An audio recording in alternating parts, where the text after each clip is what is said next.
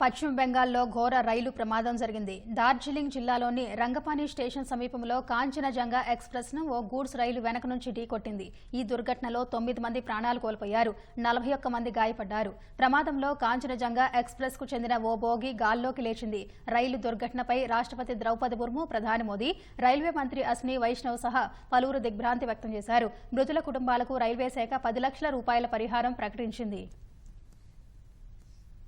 పశ్చిమ బెంగాల్లోని డార్జిలింగ్ జిల్లాలో ఘోర రైలు ప్రమాదం చోటు చేసుకుంది.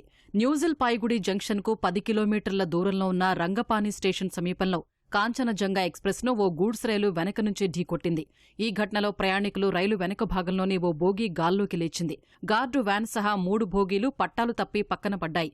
గూడ్స్ రైలుకు చెందిన పలు బోగీలు ధ్వంసమయ్యాయి. హుటాహుటిన ప్రమాదస్థలికి చేరుకున్న సహాయక సిబ్బంది క్షతగాత్రుల్ని సమీపంలోని ఆసుపత్రులకు తరలించారు. ఘటనలో గూడ్స్ రైల్లోని loco pilot, assistant loco pilot ప్రాణాలు కోల్పోయారు. కాంచనజంగా ఎక్స్ప్రెస్ గార్డు సైతం మృతి చెందారు. గూడ్స్ రైలు ప్రయాణికుల రైలు వెనక భాగాన్ని ఢీకొన్నప్పుడు గార్డు వ్యాన్తో పాటు 2 పార్సిల్ బోగీలు ఉండడంతో భారీగా ప్రాణనష్టం తప్పింది. పార్సిల్ బోగీలు లేకుంటే ప్రాణనష్టం ఎక్కువగా ఉండేదని రైల్వే వర్గాలు తెలిపాయి. అసోంలోని సిల్చార్ నుంచి కోల్కతాలోని సీల్దాకు కాంచనజంగా ఎక్స్ప్రెస్ వెళ్తూ ఉండగా ఈ ఘటన చోటు చేసుకుంది.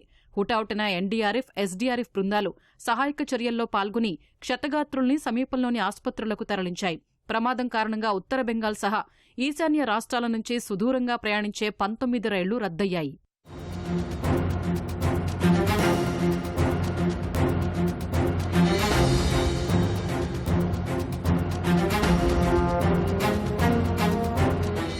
సిగ్నల్ జంప్ కారణంగా ఈ ప్రమాదం చోటు చేసుకున్నట్లు తొలుత railway board chairperson Jayavarma Sinha తెలిపారు.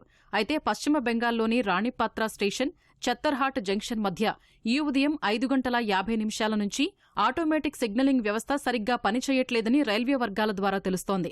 గూడ్స్ రైలు లోకో పైలట్ రెడ్ సిగ్నల్ పడినా పట్టించుకోకుండా వెళ్లటం వల్లే ప్రమాదం జరిగిందని రైల్వే అధికారులు చెప్పడంపై లోకో పైలట్ బాడీ అభ్యంతరం వ్యక్తం చేసింది.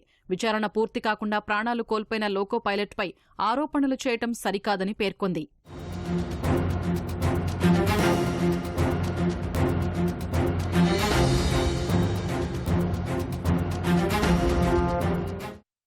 డార్జిలింగ్లో రైలు ప్రమాదం వార్త చాలా బాధ కలిగించిందని రాష్ట్రపతి ద్రౌపది ముర్ము ఎక్స్లో పోస్ట్ చేశారు. మృతుల కుటుంబాలకు సానుభూతి తెలిపారు. గాయపడిన వారు త్వరగా కోలుకోవాలని ప్రార్థిస్తున్నట్టు రాష్ట్రపతి పేర్కొన్నారు. పశ్చిమ బెంగాల్ రైలు ప్రమాదం విషాదకరమని ప్రధాని మోదీ ఎక్స్లో పేర్కొన్నారు. మృతుల కుటుంబాలకు సంతాపం ప్రకటించారు. గాయపడిన వారు త్వరగా కోలుకోవాలని ఆకాంక్షించారు. పీఎంఎన్ఆర్ఎఫ్ నిధుల నుంచి మృతుల కుటుంబాలకు 2 లక్షలు, క్షతగాత్రులకు 50,000 రూపాయల నష్టపరిహారం ప్రకటించారు. అటు కేంద్ర రైల్వే మంత్రి అశ్విని వైష్ణవ్ రైలు దుర్ఘటనపై విచారం వ్యక్తం చేశారు. ఇది తీవ్ర దురదృష్టకర ఘటన అని ఎక్స్ వేదికగా పోస్ట్ చేశారు.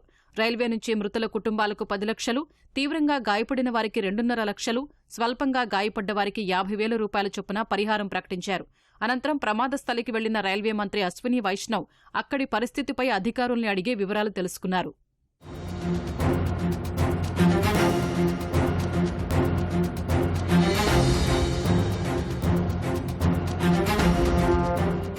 ప్రమాదంపై పశ్చిమ బెంగాల్ ముఖ్యమంత్రి మమతా బెనర్జీ తీవ్ర దిగ్భ్రాంతి వ్యక్తం చేశారు. ఘటన జరిగిన వెంటనే యుద్ద ప్రాతిపదికన సహాయక చర్యలు చేపట్టినట్లు తెలిపారు. జిల్లా కలెక్టర్, ఎస్పీ, వైద్యులు, అంబులెన్స్లు, విపత్తు నిర్వహణ బృందాలు వెంటనే అక్కడకు చేరుకున్నాయన్నారు.